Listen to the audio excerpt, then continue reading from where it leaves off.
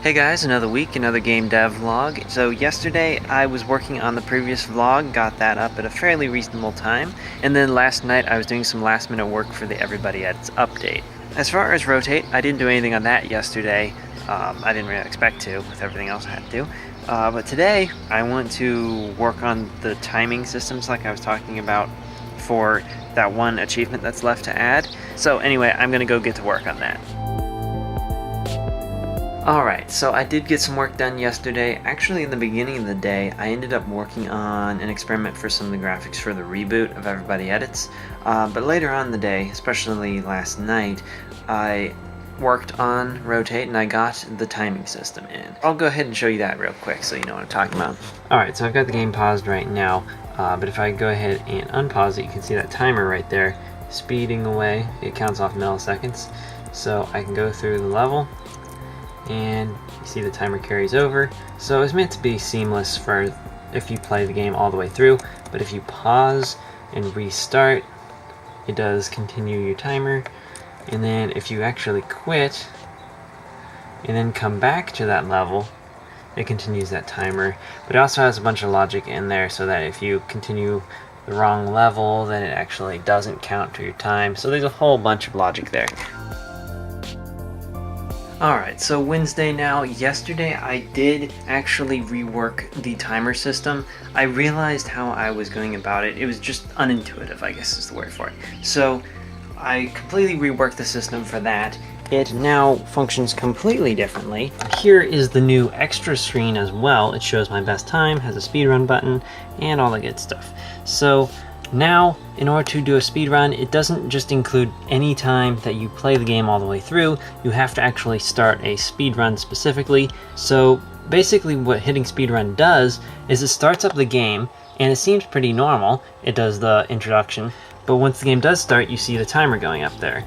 Now if you quit out of the game, it actually quits your speedrun instead of letting you pick up where you left off. It makes a lot more sense this way, and it's a lot more simple. And that was about it for yesterday. So I have not gotten to the small changes for the world render optimizations and a few other very small tweaks and potential bug fix, but that's what I'm going to be working on today. Right, so it is Wednesday. I want to get this stuff wrapped up, and I actually want to get on a couple other things by this evening. I want to get an email out to Bandcamp to clarify the situation, question I have about getting set up on there, and I also want to prepare to get back into contact with that one sponsor. Now the reason I want to get it prepped tonight to send out early tomorrow morning is because actually tomorrow morning and through early afternoon I'm going to be going out with my brothers to actually an Air Force museum. My younger brother Jason is very interested in airplanes and stuff right now. It'll at least be something different, something interesting, and something to take my mind off of Rotate for just a moment.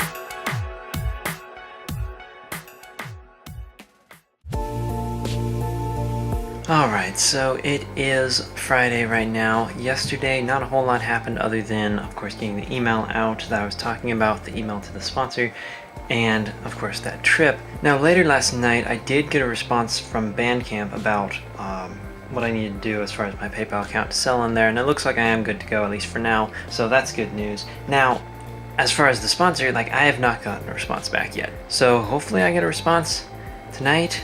If not, would I get a response on the weekend? I really don't know.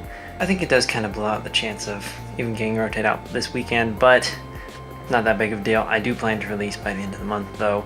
Yeah, today I have been looking into some of the problems, basically one last bug that the game had, which was something with the one-way platforms. But I think I've pretty much worked that out. There's one last thing I'm going to do, but other than that, the game itself is basically done. I've also been experimenting with some other stuff, looking at actually a few different ideas I had last night about potentials for the new Everybody at server, but that's all really early ideas right now, nothing set in stone at all. So anyway, I think that's about it for today. Alright, so it is Saturday, and surprisingly I did get a response from the sponsor today. I really wasn't expecting anything until Monday, but we were discussing some stuff. It looks like we did settle on an amount. They did offer to increase by $50, and that's the absolute maximum they could do, and yeah, I'm fine with that. Really, $50, that's a pretty significant amount, especially in the position that I'm in, so yeah, I'm pretty happy with how that turned out. It's at least something to get started, and that's really all that matters with this first game, especially from the sponsorship side of things. There's always the Congregate contest, which could make a fairly significant amount, so really, like the sponsorship, it just needs to make as much as I could reasonably do, and $350, that's a pretty good start. Anyway, this morning one of the things that I did was I rewrote the collisions for the one-way platforms in the game.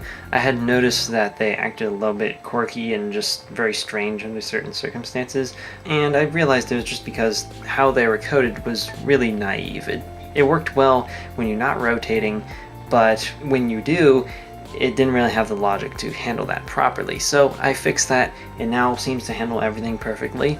So yeah, that's much better now. Anyway, what I've been doing the rest of the day, of course, has been the discussion with the sponsor and actually starting to integrate some stuff of their logos. Now, as far as when the game will be released, I'm thinking about actually just waiting till the 1st.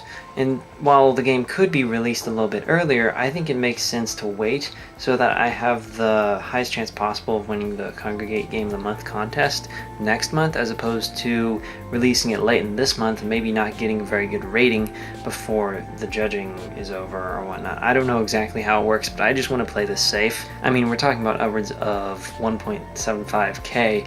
That's a pretty big amount that I don't want to really risk, so I think it would be worthwhile to just wait until the 1st to actually release the game, and it gives me some extra time to make sure I have everything in order, and that the trailer YouTube video is as good as it can be, and that everything else in the game is ready, and that I have it ready to go on all the sites, and put some time into the Everybody Edits update that's coming up.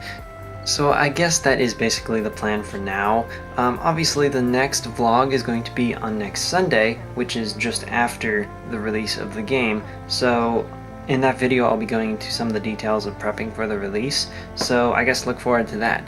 But anyway, I guess that is going to have to be it for today. As always, I want to thank my Patreon contributors. If you want to check out my Patreon page for yourself, the link is down in the description below. So yeah, I'll see you around. Goodbye.